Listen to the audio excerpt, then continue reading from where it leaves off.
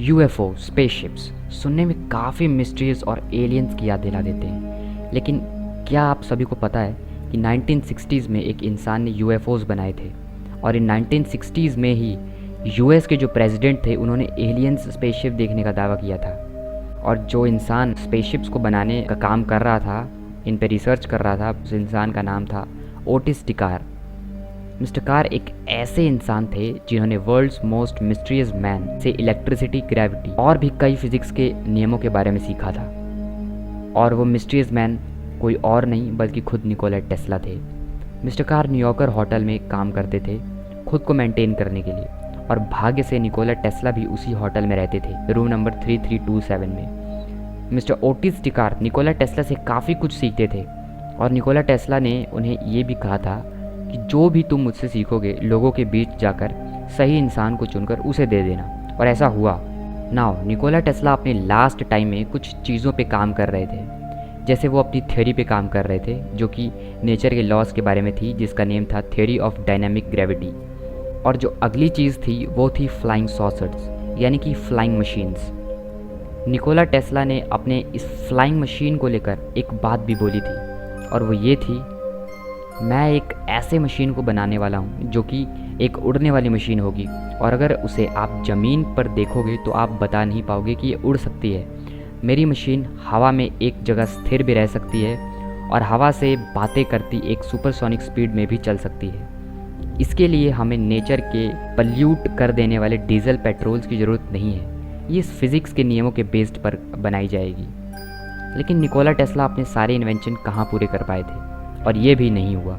उन्होंने इतने क्लूज़ छोड़े थे कि एक एक्स्ट्रा ऑर्डिनरी इंसान उसे बना लेगा। हम अभी तक निकोला टेस्ला के ज़्यादा इन्वेंशंस जो कि अभी तक नहीं बने थे उसे नहीं बना पाए। उसका कारण है गवर्नमेंट एजेंट्स। उन दिनों निकोला टेस्ला पर गवर्नमेंट एजेंट्स की नज़र रहती थी, और उनके मरने के बाद सारे पेपर्स जिनमें नेचर के लॉज और इवन उनकी थियरीज़ जिन्हें वो अपने लास्ट टाइम में कंसीव कर रहे थे, वो अपनी थियरीज़ को कंप्लीट कर चुके थे, जैसे कि थ्योरी ऑफ डायनामिक ग्रेविटी। इनके हर एक पेपर को, हर एक रिसर्च को गवर्नमेंट एजेंट्स उठा ले गई, और आज वो कहाँ है मुझे नहीं पता। अगर ये एजेंट्स उनके कुछ पेपर्स छोड़ भी देते, उनकी कुछ रिसर्च को छोड़ भी देते, तो शायद आज ये दुनिया थोड़ी अलग होती। ओके, नाउ मिस्टर कार, जिनके पास निकोला टेस्ला के द्वारा दिया गया थोड़ा सा ज्ञान था, उन्हें भी एजेंट्स ने नहीं छोड़ा था।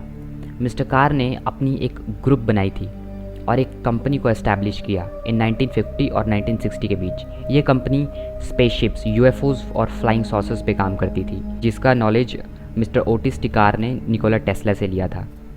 मिस्टर कार ने कुछ प्रोटोटाइप्स भी बना लिए थे, उन्हें टेस्ट भी उन्होंने किया था, लेकिन जब उन्होंने पब्लिकली टेस्ट किया था तो वो काम नहीं किए थे। लेकिन बहुत सारे सीक्रेट लोगों का ये मानना है कि उन्होंने जब अकेले में टेस्ट किया था, अपने ग्रुप्स के साथ टेस्ट किया था, तो वो काम किया था। उनके एक बिछड़े हुए ग्रुप मेंबर ने ये सारी बातें बताई थी। सब कुछ बढ़िया चल रहा था और उनके ग्रुप मेंबर सभी शॉक थे कि एक यूएफओ मशीन जो कि काम कर रही है, उस टीम के साथ हम काम कर रहे थे। मतलब निकोला टेस्ला का दिमाग का सिर्फ 5% हिस्सा भी कितना कुछ कर गया था। मिस्टर कार ने बड़े मुश्किल से फंड्स रेज किए थे, पैसे जमा किए थे, इधर उधर से फंड्स इकट्ठा किए थे, और ये प्रोटोटाइप्स उन्होंने बनाए थे। लेकिन एजेंट्स यहाँ भी इनकी कंपनी पर भी रेड कर देते और सारे प्रोटोटाइप्स लेके चले जाते, और मिस्टर कार को गन पॉइंट पे लेके कहते हैं कि आगे से इस काम को मत करना। अगर आप सभी को बिलीव नहीं हो रहा है कि मैं सही कह रहा हूँ या गलत, तो ये सुनो।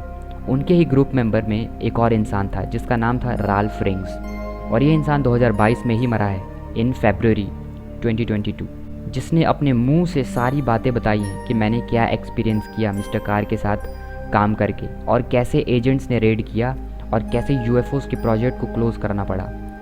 यूट्यूब पे इनका इंटरव्यू मेरे ख्याल से देख सकते हो। आगे की स्टोरी जानना चाहते हो तो कमेंट करो, और हाँ, लाइक ज़रूर कर देना जिससे मेरे एफर्ट्स को कुछ तो फ़ायदा हो। Bye bye.